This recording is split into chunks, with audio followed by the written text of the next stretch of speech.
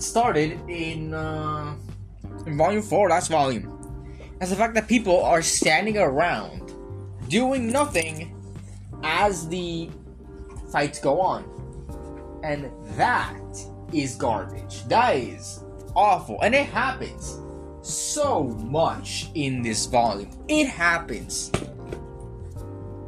a stupid amount of times. It is prevalent here. And that is what makes this so bad. It managed to disappoint on every single spectrum. Somehow, in some way, it manages to do that. And I don't fucking get it. The fight scenes that are not 1v1 are pretty bad. There are some fights that I'm just like, why? Why is this like, why is it like this?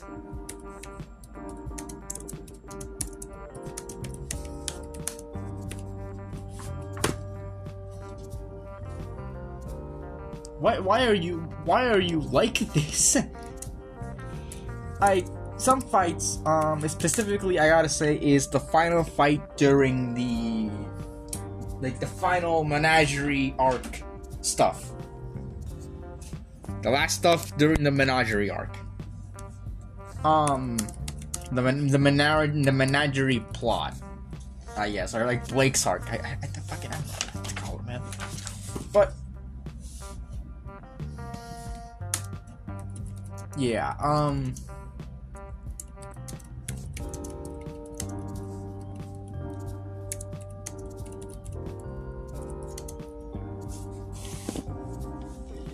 but it has Gira, which is Blake's dad, fight a white fan member. I forgot the name of it. It's either I only know Fennec, and I don't know who the fuck the other one is.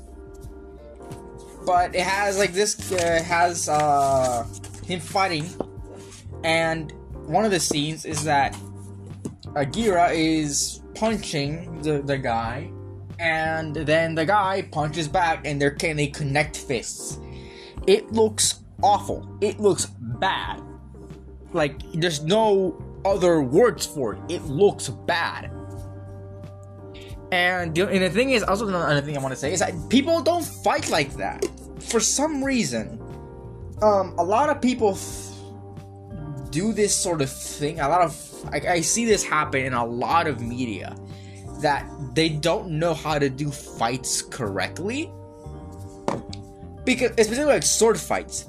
A sword fight you shouldn't be going for the sword of somebody. You should be going for the body. You should be trying to kill them. Unless you're not trying to do that and you're trying to like apprehend them, then yeah, maybe sure.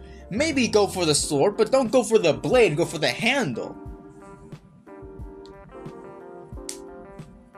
Because with the blade, you're not gonna be knocking out anything. But if you go for the handle, you might graze a finger or something, and that makes them jump and drop the sword, and then you get that fucking upper hand on them. That's simple stuff. But in a lot of media, people go for the swords. Like, people go for the weapon instead of the person. And in here, somehow this applies. This thing that annoys me, annoys a lot of people, applies in this fight. What? How? What? How do you do a fist fight? People are connecting fists. When you fight in a fist fight, nobody does that. It doesn't look good. Like, you can make it, sure, it's unrealistic, but you can make it look cool. Apparently it's a reference to a My Hero Academia fight, which, fine, maybe it looks good there. Maybe it's connecting fists there and it looks good. But how they animated here, it looks awful. It's too realistic. I feel like that's the thing why it works in 2D animation. And it can work in 3D if they make it work. But they doesn't here. It just doesn't. In this volume.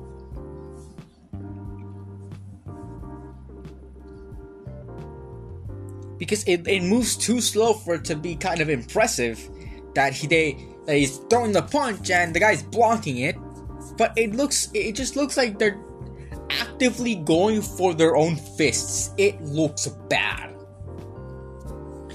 And that's not the only problem with the fight scenes. It is usually every single fight scene has more than one person participating in it. Specifically and especially the final fight. The final fight, which takes fucking 3 episodes to get over with. There's a lot of people in that fight, which could be cool to see. We don't really see that much in RWBY. We don't see a lot of big fights with a lot of people in it. But that's where I think right now in this volume is the most it have the most problems. Because it's a lot of people standing around doing nothing. For a lot of the fight, people talk and talk and talk, and they could be attacking. They have an opening. And sometimes people don't act on anything, and they have to have people tell them to act. It's like you are a fighter. You should know when an opening is there, and you should be able to take it. You shouldn't be go. You shouldn't have another person telling you to fucking go.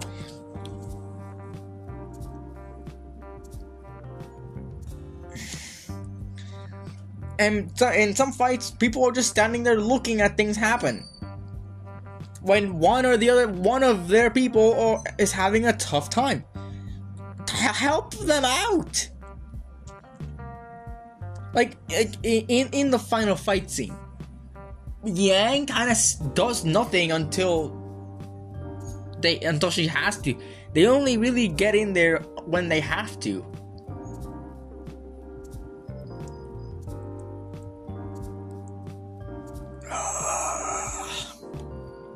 They don't interfere by any really. They don't try at all. It's just bad. That's the way I have to put it. It's just bad. Like the animation is kind of normal, but the fight scenes and how they use the animation in the fight scenes is pretty bad.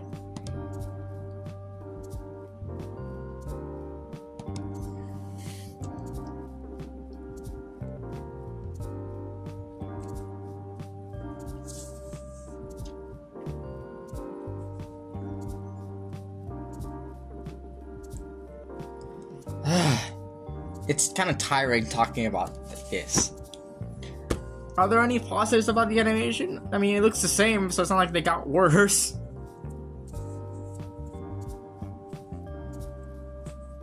But yeah. Moving on.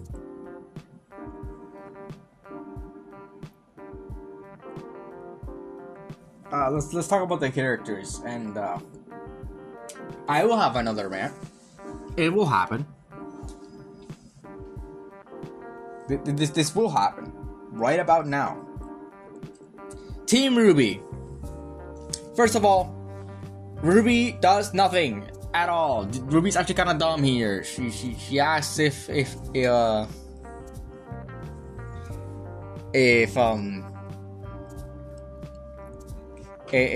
staff is a relic, and he's like, no, it's not a relic.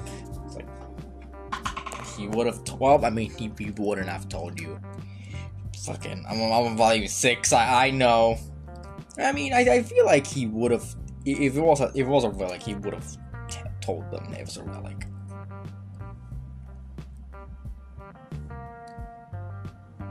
But anyways, no, it's not. RWBY's kind of dumb here. For no reason. Moving on. Weiss is still Weiss.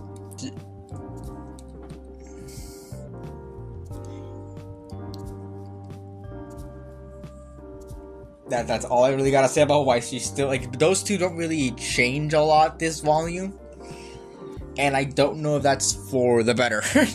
They don't really change a lot. Blake, so her character kind of did a complete fucking 180 from last volume to this one. Just an absolute complete 180.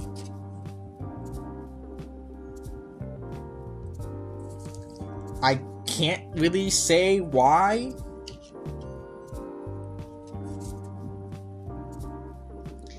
But she apologizes to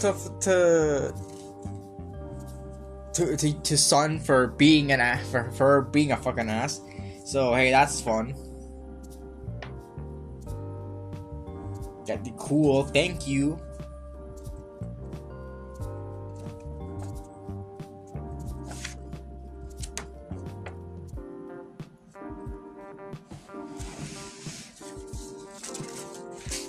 Thank you for that. I guess. Yeah, and she's completely on board with them. It's a complete 180, and at that point in the story, it's only been genuinely a few minutes after Volume 4 ended. That whole thing about it being a few minutes after Volume 4, I'm going to get into that so hard.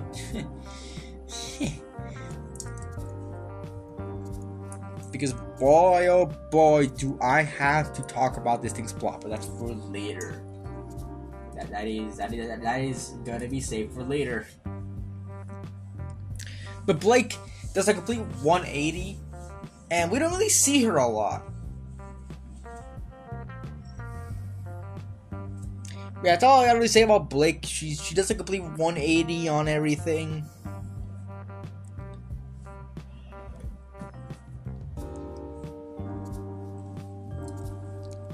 And kind of doesn't react that much to seeing her friends again during Haven. I guess. I don't really remember. I mean, I watched it fucking yesterday, but I don't remember much about it.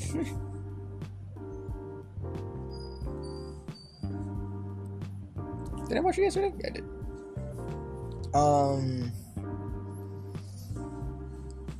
Right, that's not fucking forgettable.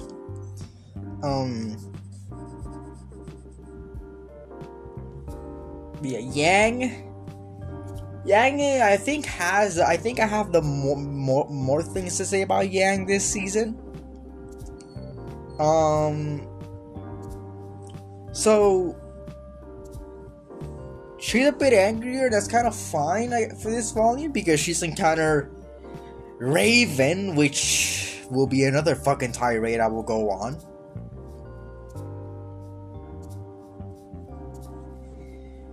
But otherwise, she's kind of fine. The only really bad thing I gotta say about her is the fact that she pushes away. But when Weiss, RWBY, and Yang are back together for the first time and talk about and RWBY says that she wishes Blake was here, Yang kind of weirdly, not really weirdly, but does say that this kind of sour the mood by kind of pushing Blake away in a certain sense. And then when they reunite in there, it's all forgiven. That never happened. And it's like, what? Why?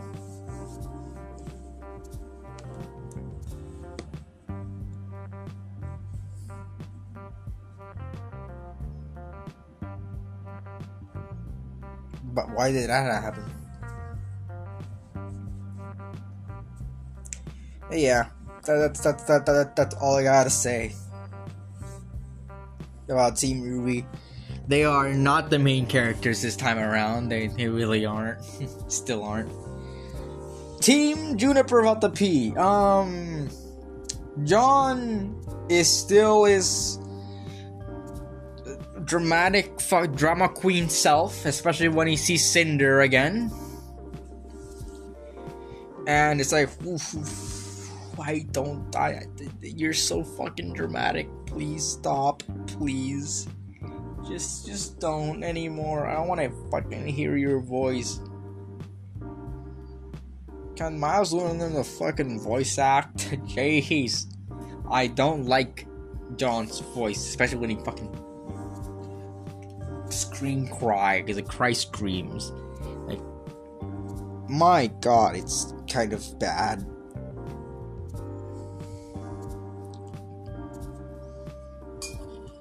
And Nora and Ren and Nora do fucking nothing.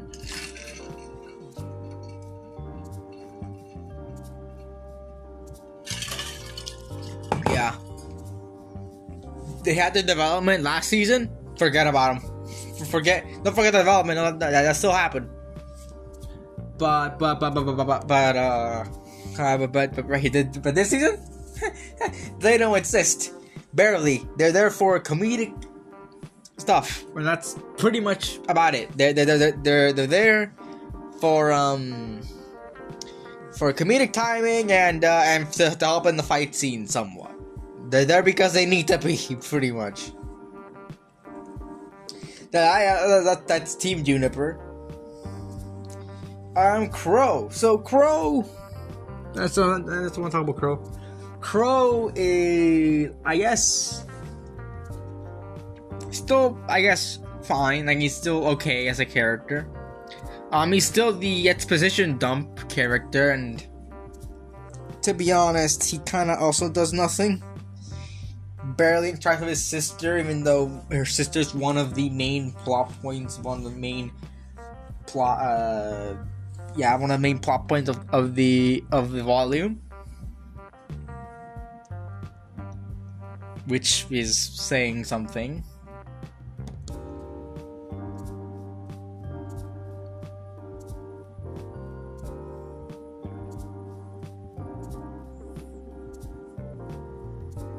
But Crow again does nothing, only does exposition and blah blah blah blah blah blah blah blah blah. He's still not really an interesting character in my eyes.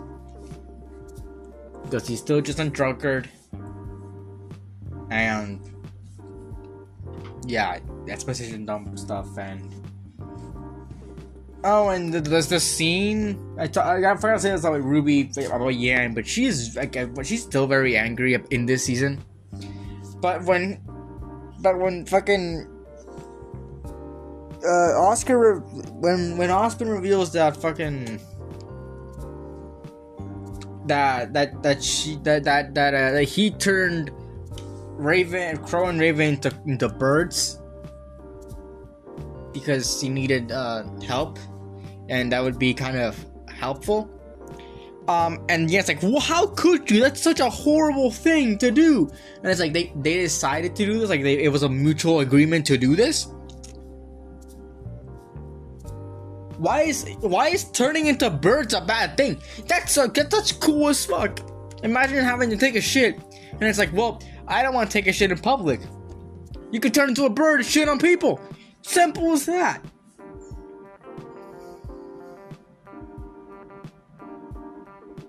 Simple as that. It's not a bad power to turn into animals. It's kind of cool, actually.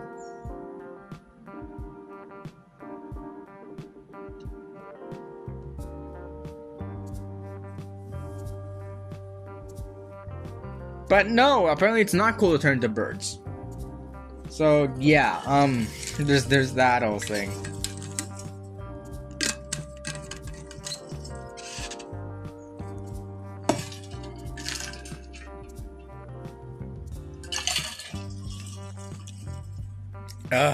But that was kind of like, why the fuck are you saying it's a bad thing?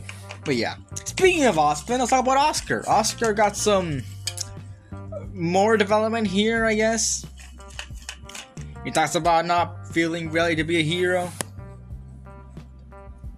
But yeah, I feel like it's getting better and much more part of the team. It is, I guess, a little bit more reserved because I feel like he needed to really catch up to these people, and him being part of it and seeing that is kind of cool.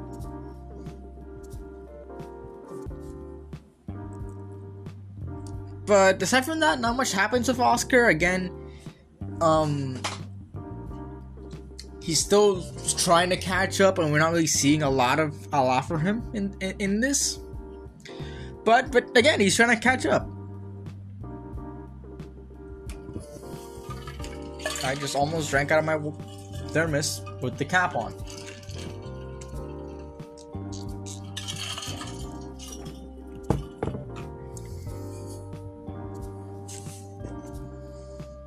But yeah, not much more to say about Oscar here. Next up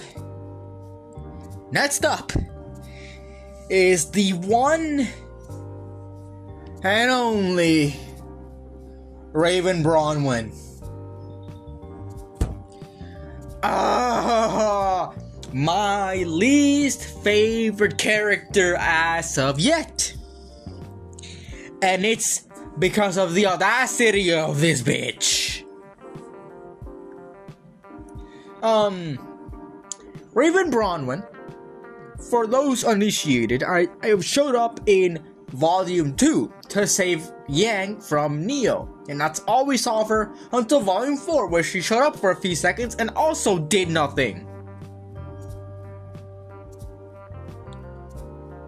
But this season is the official showing, the first real big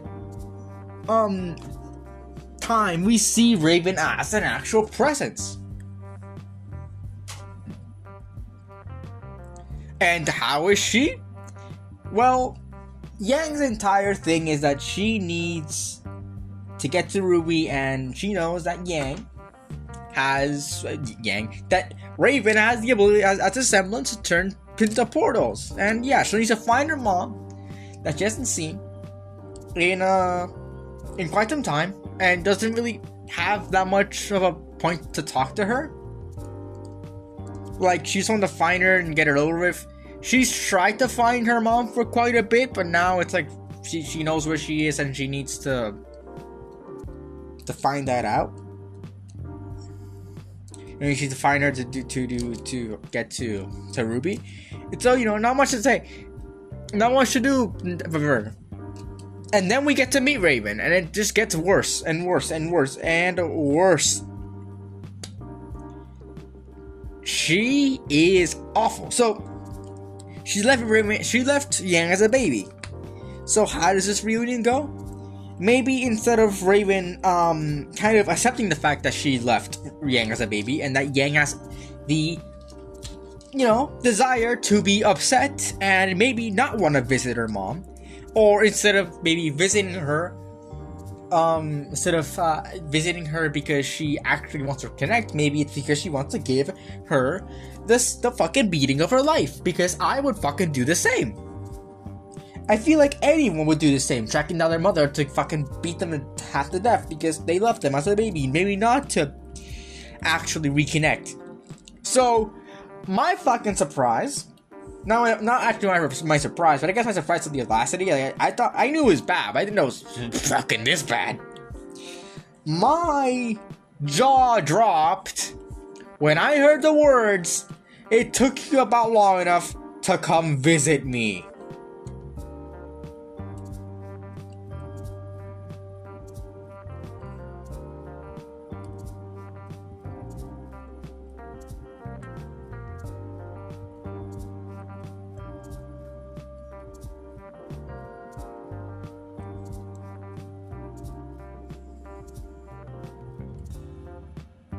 So yeah, my surprise when it's like, oh, it took you this long. It's like, brother, fucking bitch, you left her.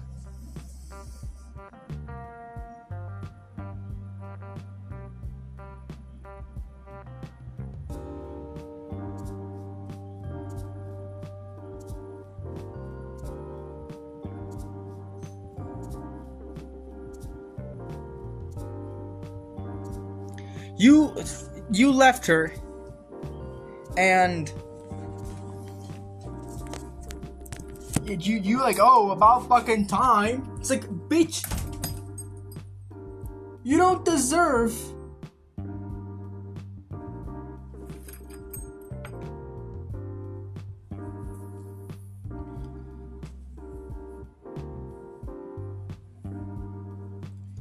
you don't deserve to fucking to say that when you left her. It's like, oh well, we can still reconnect, and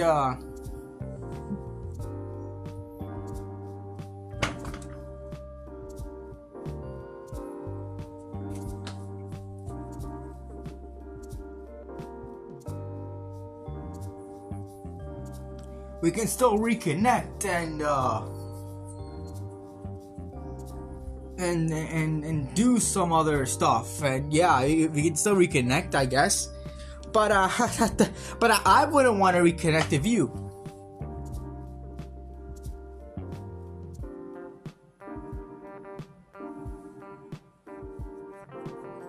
Like come on, and it's like, well, you can stick around with me and I can tell everything.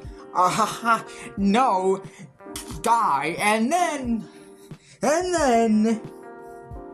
she has the audacity to join the enemies against her own fucking blood.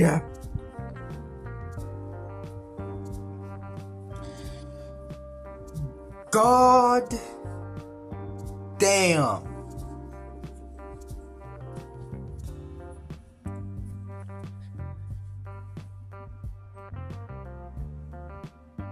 Like, god damn, she is awful. I don't like Raven. I really don't like Raven.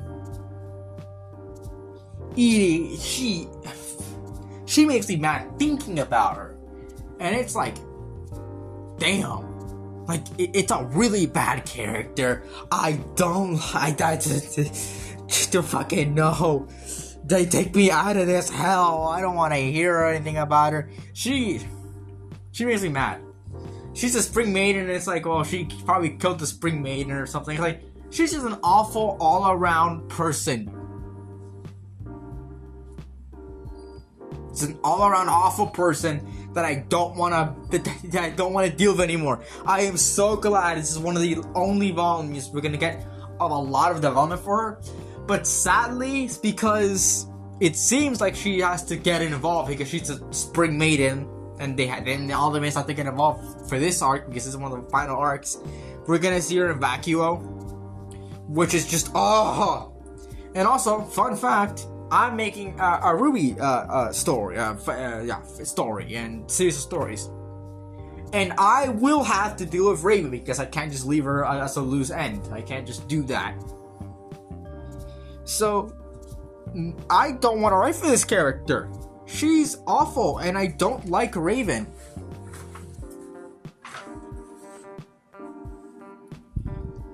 So I'll try to fucking do. I'll try with Raven.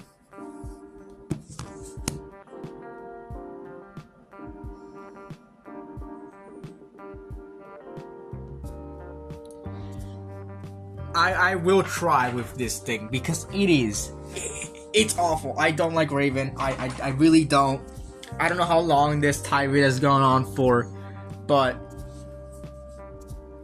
I don't like it. I really don't like Raven. I'm not even done with the characters. How am I going to talk about the plot here? Okay.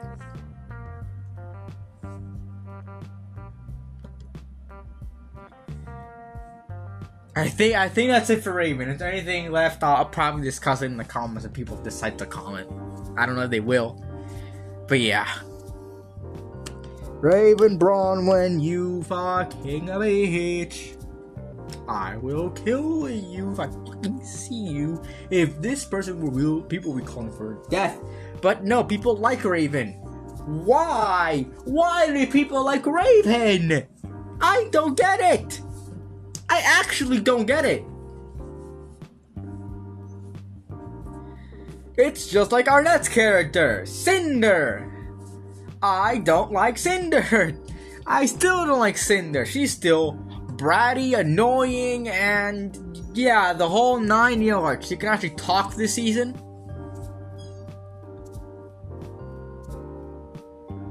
She can actually, you know,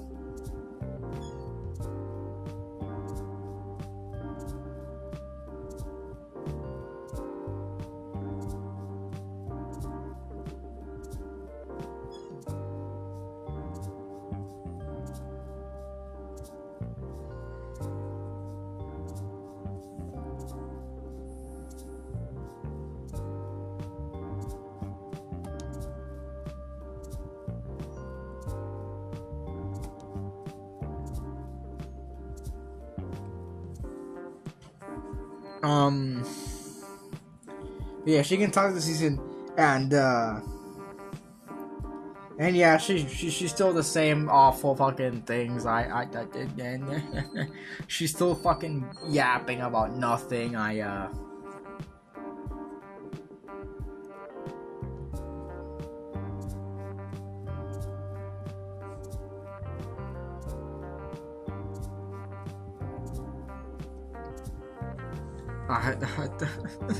don't like Cinder.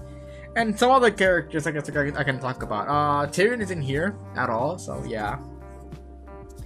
Tyrion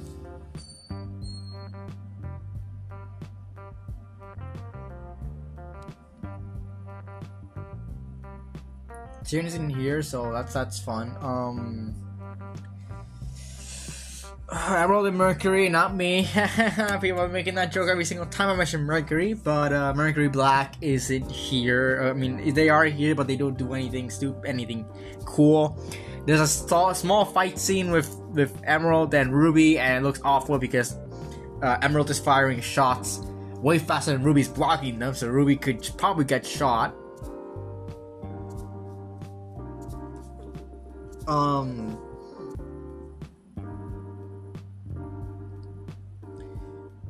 And Arthur Watts is here. He showed up last season, did nothing. This one, he does a little bit more, but he also does nothing. So, yeah.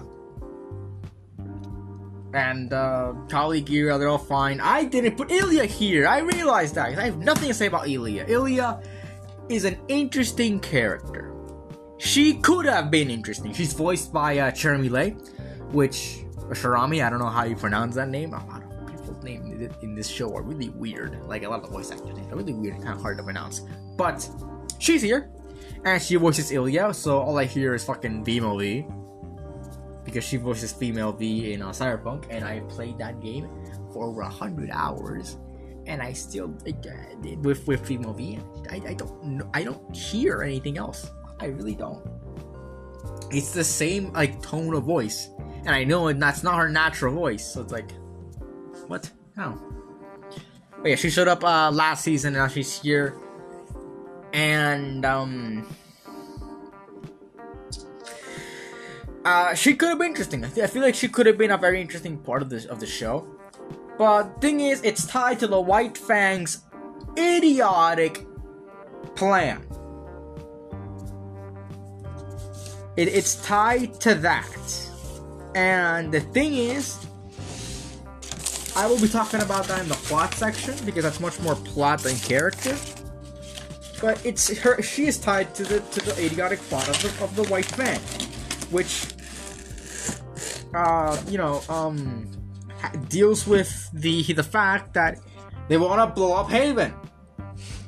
Now, this could have been interesting if we sort of established that Ilya, sure, aligns herself with the White Fang, but is a lot less, I guess, devoted, and is much more prone to seeing hearing the other side out, instead of what happens in this volume, where she goes from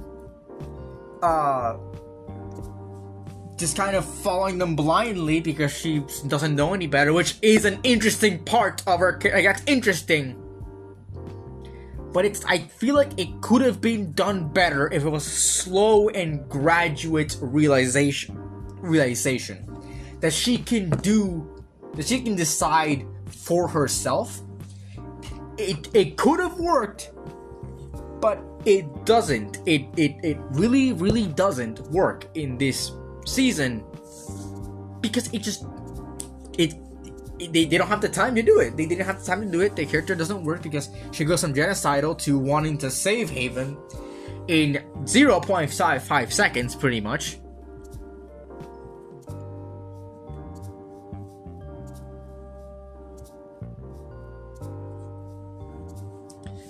So I don't know what to say. I don't know what to say.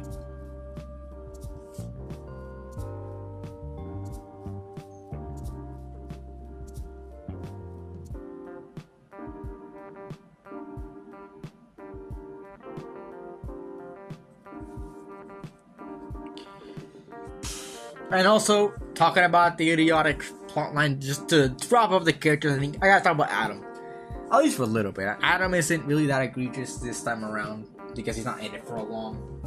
But Adam is a brat. He's pretty bad. He's pretty bad. The voice irritates me. He's just kind of a coward now, and they do set that up that he's a coward. But yeah.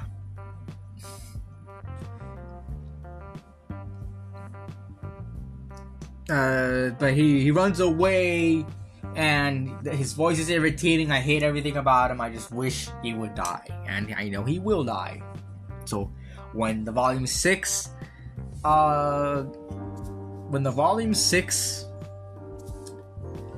episode comes out, I will be celebrating because I don't have to fucking deal with this guy again. But yeah, that's it for the characters. I know I talked about the characters for a very long time, specifically one. But let's talk about the plot. Let's talk about the actual meat of the show. So some things I want to talk about is the fact that it kind of goes nowhere. The thing is that this volume is very, very, very boring. It is very boring and just has the characters talk a lot, and there is little to no action. I'm not like some jiggling keys kind of person that like needs action, but the talking scenes don't go anywhere and don't do anything, and it's kind of not necessary and just kind of padding for time because they don't know what to do. They didn't know what to fill it with. So the volume overall is just kind of boring, and and also kind of deals with the animation that they had to do filler because they don't have enough things for a full season, or at least what they considered a full season back then before volume 9 decided to not have that many episodes.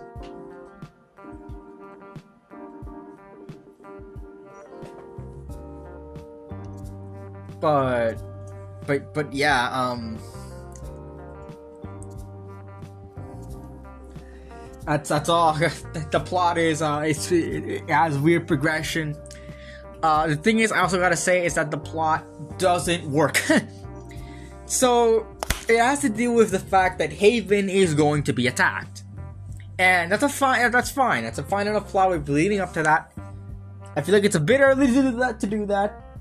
But Haven is being attacked. Also, I forgot to talk about Leonardo Lionheart, but I guess I'll talk about him here. Leonardo Lionheart is the headmaster of Haven, and he's a betrayer. He betrays Ozpin and the others because he's afraid, and he gets killed. And yeah, I don't really care.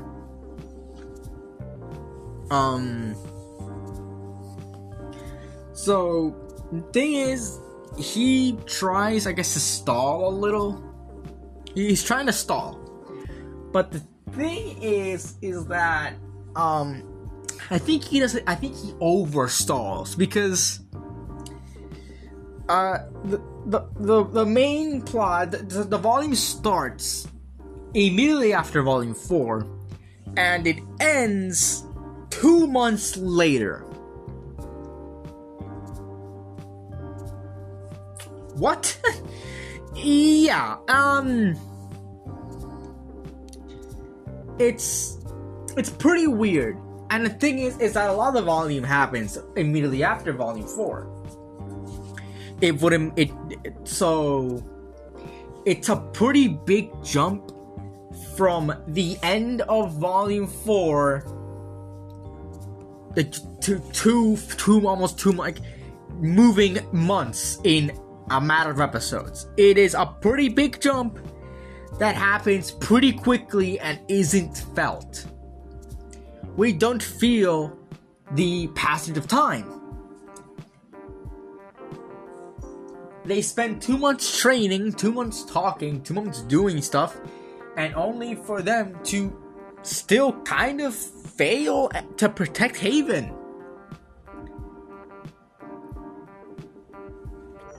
And I feel like in 2 months, they would have kind of caught on to something, and, you know, I don't know, like, it all happens, like, it all progresses too quickly for it to actually have been 2 months. Like, it's just, it's kind of bad. It is kind of bad. It's pretty bad. It's pretty bad. Because it just doesn't feel like that. It doesn't feel like that. It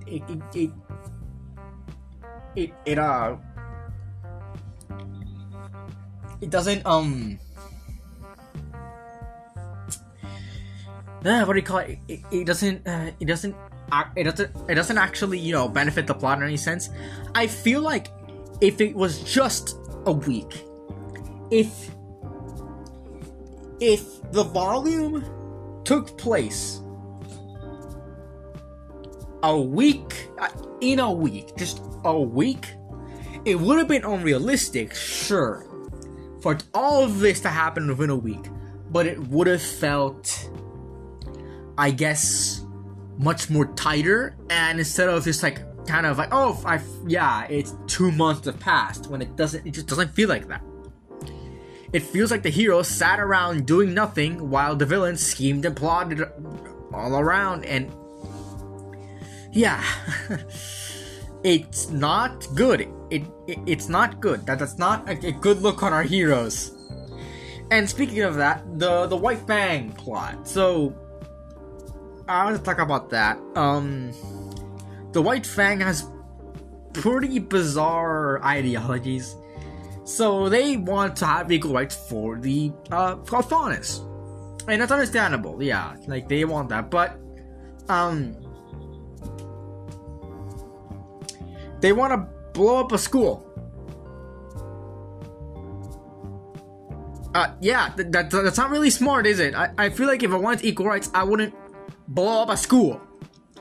That doesn't seem like a very progressive thing to do.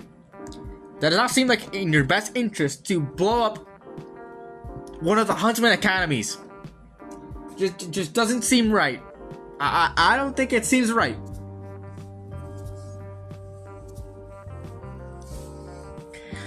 Just and rightfully so, everyone bands together and stops them. The thing is, it took them 2 months to do this, and it doesn't feel like it just doesn't. The 2 months time frame doesn't work and doesn't benefit the plot at all, because it just makes the heroes look incompetent, and it feels like the villains are also kind of incompetent because they could have probably done all of that way beforehand, and it would have been better for them. It would have been better for them. And it just not taking 2 months would have benefited them would have benefited the plot so much. But it does, and it worsens the plot a lot. Volume 4 took place over a few weeks, and sure, it maybe didn't feel like that, but the thing is that it made sense plot-wise. People, they were moving across the continent to go to Mistral, so it made sense for weeks to have passed between episodes. But in here, 2 months, Really? Staying in one place for 2 months and doing nothing about it? I feel like it's just kind of too much. Too much to really have that work. Too much time for it to actually work as a plot line. So yeah, that's all. I think that's all I gotta say about Volume 5. I feel like that's it. That's good enough. So, some new things I'm going to be doing for this podcast is I will be giving, and I guess to everyone here, to everyone that will participate in this podcast, we'll be doing a ranking of everything. I will not be going back and doing a ranking of everything else in the podcast, but I will be doing a ranking from now on. We'll be doing a ranking of everything we review from like all like our tier lists from S to F tier.